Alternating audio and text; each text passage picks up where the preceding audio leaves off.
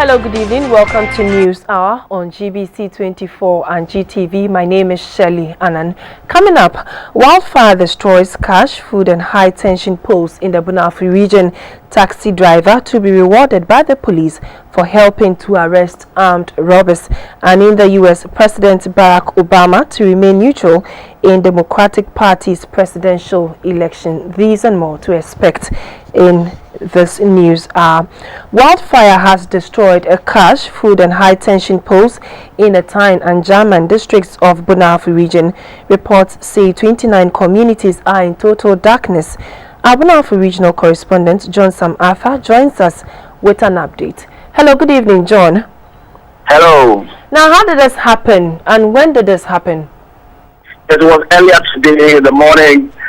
My information I've gathered suggests that the fire started from a point in the German North district, close to Sampa, and spread for kilometers, all the way to the Tyne district. And I've heard that what was destroyed, the main story from this fire is the cashew plantations that have been affected. The German North and then Tyne districts are all noted for cashew production. Indeed, Bunafu is the leading producer of cashew in the country, and I hear miles and miles of plantations, were destroyed by the fire, along with some electric poles. But luckily, the communities in the area were not affected, and so no human beings have been displaced, whilst property, household properties and the like have not also been affected. But largely, what is making the people very sad is the destruction of huge swathes of cashew plantations. Now, John, what is the fire department saying about this incident? Well, they are yet to ascertain the cause of the fire, and they have been promised that maybe tomorrow, Tuesday, they would have been able to identify what caused the fire. But there's no news, because in Bunafu at this time of the year, the fires are rampant, especially in the northern reaches of the region. Talking about German North, Tyne, and that district, Istanbul North and South, Kasubu, Prime, and then Senate districts. These are fire-prone areas. The fires are even the south, like Sunyane, Goto, Tanoso, and other places, also been affected. It's not as bad as the northern areas. Fire at time, because it burns for so long. It burns in a vast area. So the officers are saying that they need time to really ascertain the cause of the fire. There are reports that 29 communities are in total darkness. Has power been restored to some of the communities? No, as I speak, fire is not been restored because of the number of electric poles to attend. I think it will take some time to be replaced, restored. So hopefully the people might be in darkness for a while. Okay. The Harmattan is still quite severe. Are there indications that the education on keeping safe is going on well, and has it been intensified in your area? Considering the fact that we have 30 fires already on record this year. Yes, the National Farmers Day also doubles as the day for the launch of the anti-bushfire campaign. Okay. And there are community volunteer groups all around the region. And in fact, they were very instrumental in aiding the fire personnel to bring the fire under control today. So this will serve as a wake-up call to all the fire volunteers and then the fire service personnel who lead their actions, that they really need to redouble their efforts when it comes to prevention, education on prevention. Most of the time the main culprits are hunters, group hunters, and then palm wine tappers. And so these groups must really be talked to, and they must be policed, their activities scrutinized to ensure that they don't bring destruction in their wake. Okay, thank you very much. That was John Samartha, and he says that he was bringing us an update on the fact that a wildfire has destroyed cash, food and high-tension poles in the Tyne and German districts of the Bunahafu region, and that there's 29 communities are still in total darkness. And moving on, a director of the Eastern Regional Coordinating Council, Mr. Sapon Boachi Yadom, has reiterated the need to redirect the country's educational policies towards science and technology. He says this will enable people to make informed choices and contribute significantly towards the nation's development. Mr. Boachi Yadom was speaking at the opening of the Regional Science and Technology, Mathematics and Innovation Education Camp at Koforidua. The Science and Technology, Mathematics and Innovation Education started as a clinic for selected girls from junior and senior high schools in 1987. The idea is to demystify the study of science and unearth talents among the youth for creative thinking and effective application of concepts learnt in schools. The 2015 STMIE clinic for junior high schools had to be rescheduled to January 2016 due to delays in the disbursement of funds by the various assemblies. 470 pupils from selected junior high schools from 22 municipal and district assemblies took part in the science clinic. The Eastern Regional Coordinator of Science and Mathematics, Madam Margaret Enyuna Majo, lauded successive governments for supporting the STMIE clinics. She said experienced teachers were selected to take the pupils through various topics in biology, physics, chemistry and mathematics. The prefect of the camp, Miss Sarah Ansuma Asari, appealed to stakeholders in education to support them with teaching and learning materials. A director at the Eastern Regional Coordinating Council, Mrs. Sapon Boachi Yadom, urged organizations and institutions to contribute resources to sustain the science clinic. It requires our collective effort as a nation to redirect our educational policies towards science and technology. The diversification should aim at providing adequate funding and getting talented people in the envisaged areas to man our tertiary institutions. Winners of innovative projects exhibited as part of the camp were awarded. The first position went to the Akwetia GCDLA JHS, who designed a potato battery connected in series to power a LED bulb. Koforidua Trinity Presby JHS came second with their automated security light and fence wire using relay timer. The third place went to St. Peter's Anglican JHS in Koforidua. They used sawdust to make beautiful beads. A taxi driver whose effort has helped in arresting armed robbers who attacked the worker of the cantonment branch of Kuala on her way to deposit money at the bank is to be rewarded by the police administration. He will also have his car, which was damaged in the process, repaired free of charge. Yesterday, 2 robbers attempted to rob the lady, but a taxi driver, whose name is yet to be given, gave the 2 a chase and knocked them down. The taxi driver will be awarded for his bravery. On the line is the Greater Accra Regional Police Public Relations Officer, ASP Ifia Tengi. Good afternoon. Good evening, madam. Good evening, madam. Have any more people been arrested in connection to this incident? Good evening and good evening to your viewers. Yes, regarding what you have just narrated, so far the police have been able to arrest 4 persons, including one Gilbert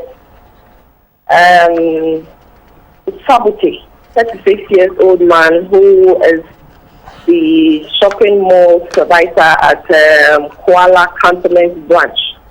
So all the 4 persons are presently with the police and assisting police in investigation.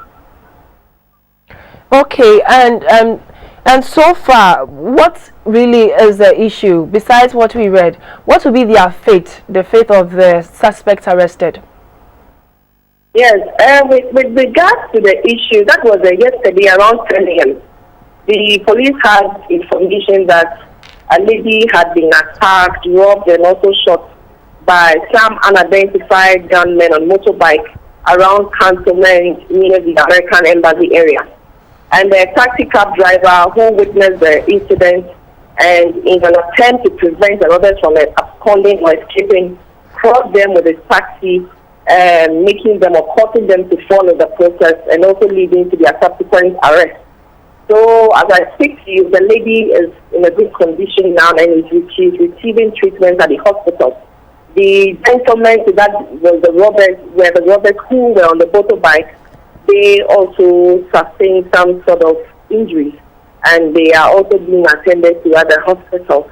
And they mentioned Gilbert Sabute, 36-year-old man, who happened to be the supervisor of the Kuala Mall at the cantonment branch for masterminding the whole robbery activity. So he and another one person by name Do Ahiataku, also a 28-year-old man, and he also happens to be a security officer or security man at the Acacia construction firm, also a nearby construction firm to this Kuala Mall.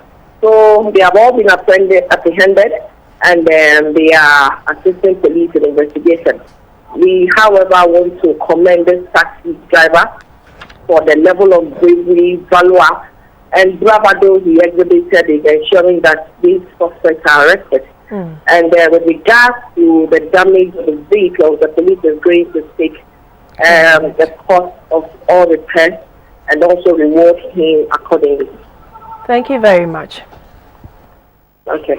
We've been speaking to the Greater Accra Region Police Public Relations Officer, ASP Ifya Tingin. And now moving on, at a conference of accountants at Takwa in the Western region, the focus was on their role in developing education in Ghana. The professionals were reminded of the importance of being morally upright and applying ethical principles in their line of work. The chief accountant at the Ghana Education Service, Mrs. Nade Thompson, encouraged them to improve on their skills to effectively manage resources. The Association of Educational Accountants Ghana is made up of all accountants within the Ghana Education Service. Formed about 30 years ago, the association has played a significant role in the development of education in the country.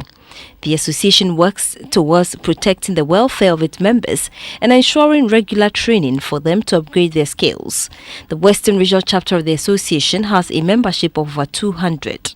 This year's conference was under the theme, The Development of Education in Ghana, the Role of the Accountant. Some of the topics discussed included the preparation of annual financial statements, ethical and professional behaviors, and the implication of audit reports on the work of the educational accountant. The Western Regional Chairman of the Association, Mr. Emmanuel Hope Mensah, noted with concern that some members of the association cannot perform the basic functions of accountancy satisfactorily. He said the association has therefore introduced training workshops for members on a more regular basis. It appears some of the schools still have some level of discrepancies in their annual financial statements. Subordinates will be taken through the prime books, which forms the basis of our job. This is necessary to well equip all subordinates to prepare them for the future when they take over in leadership. The chief accountant of the Ghana Education Service, Mrs. Nade Thompson, charged the accountants to be honest and not compromise on standards in their profession. We owe a financial responsibility. That's paying accounts payable on time, keeping proper records of funds, ensuring financial records are maintained in compliance with lawful and acceptable procedures. Analyze and advise on revenue and expenditure trends, financial commitment, and future revenue expectations. Continual support and management of budget forecast activities. We also have the duty of financial integrity. Catholic women from the various dioceses of the church in Accra are discussing the role of the Catholic women towards the creation. At the St. Peter's Catholic Church in Osu, they share thoughts on issues including how to live in a healthy and congenial society. The Deputy Tourism Minister, Madam Jifagumashi, encouraged the women to exhibit good morals and be role models for the children. She said it is necessary to set standards for the children to become better adults for a better Ghana. Other speakers touched on security, precautions, to be taken at home and at public places to protect their lives and property. For this year, the Catholic Women Association Conference spread the word and held a candlelight procession to draw attention to the need to hold on to their faith. The group has 48 new members to help in its work.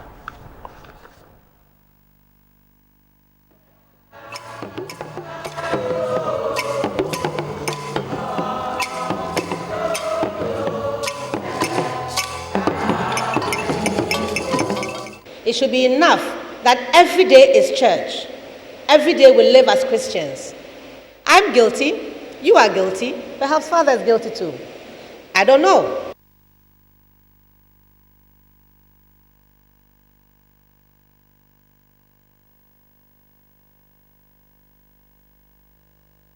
I don't think angels will go in. We've taken. We'll go back and it will raise him. Except his own compassion that he saved us by the means of the cleansing water of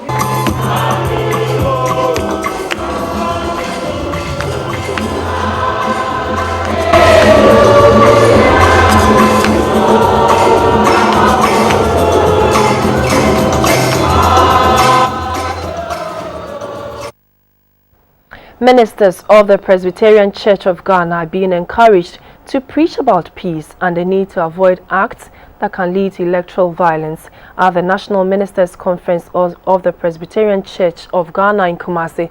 The focus was on the church's responsibility, especially in this election year.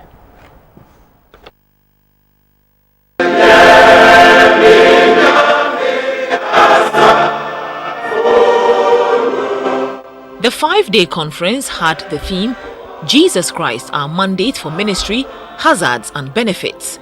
Ministers from the various presbyteries of the church nationwide reflected on their roles as servants of God, assessed their performance and prepared themselves for this year.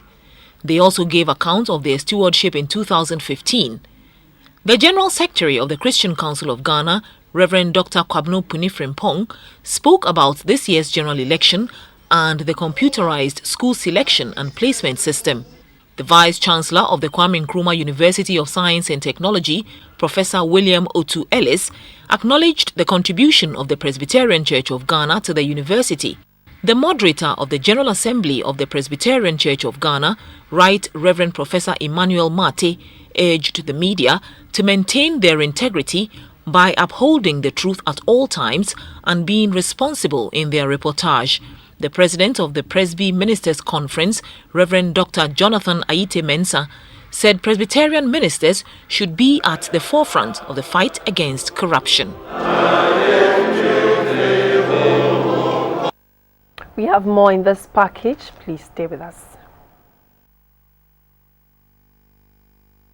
Obama will not publicly back any presidential candidate before the Democratic Party has chosen who is to lead its battle to retain the White House in November.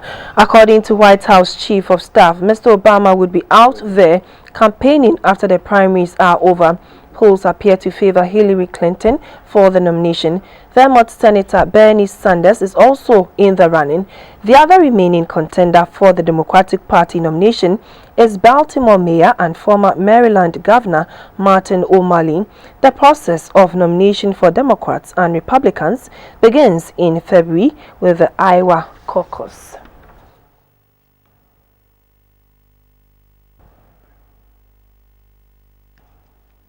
And now to sports. Kumasi Asante Kotoko has won the maiden Galka Top 6 Invitational Tournament played at the Sipon Stadium. They beat Ediana Stars to a 0-0 in the finals.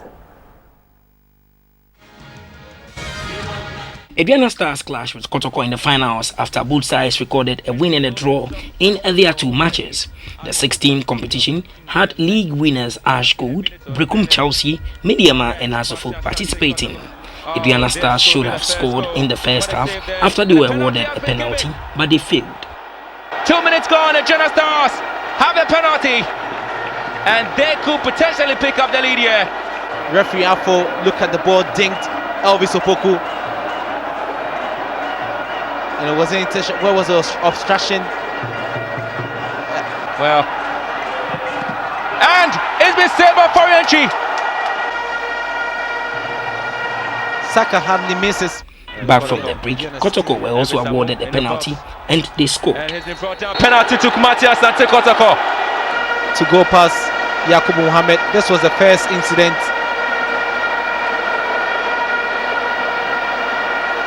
Went to block the ball. It wasn't intentional for me. Can he score? And he scores! He placed it on top of the roof there. Kotoko defended gallantly to lift the trophy. News reaching GBC 24 Sports Desk has it that the president of the United Coaches Association of Ghana, Godwin Niza Nikoti, popularly called Coach Alloway, has passed on. The respected Ghanaian boxing trainer previously handled Azuma Nelson, Joshua Clotte and Joseph Agbeko. Coach Alloway, 56, had a wealth of experience in the game with almost 4 decades of industriousness in the sport.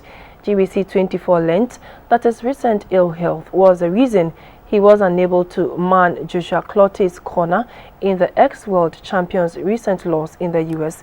The deceased Coach Alloway was also the head trainer for the Atokwashi gym in Accra, where he trained many boxers, including highly rated lightweight George Red Tiger Ashi. Reports say he passed on at his residence near the Atamils High Street in Accra at about 5 p.m. on Saturday.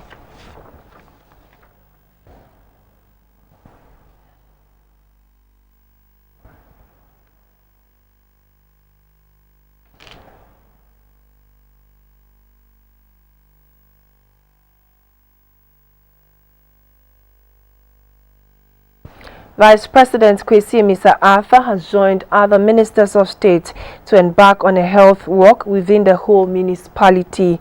The health walk ended a 2-day retreat by the President John Mahama and Vice President Kwesi Mr. Arthur and ministers of state in Ho in the Volta region. And now to some entertainment and news.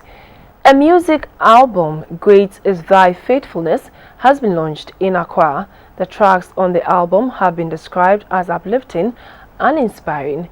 The wife of the Vice President, Mrs. Matilda Mr. Arthur, and Miss Joyce Aye were among dignitaries who graced the occasion.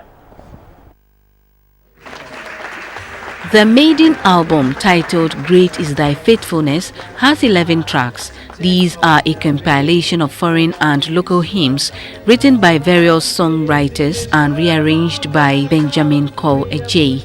Some of the titles are Bring Him Home, Rejoice, The Lord is King, Onyamiba and Dada, among others.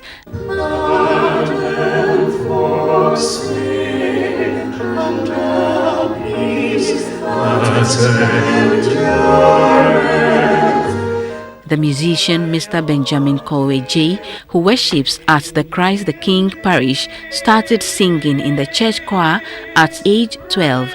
He says a good voice is not enough, but the lyrics of a song make the most impact on listeners.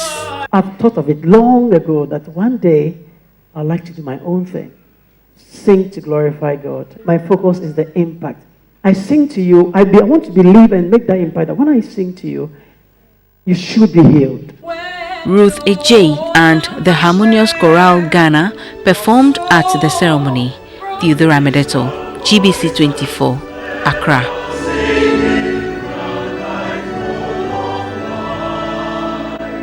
And that's all in the news. Thank you for watching.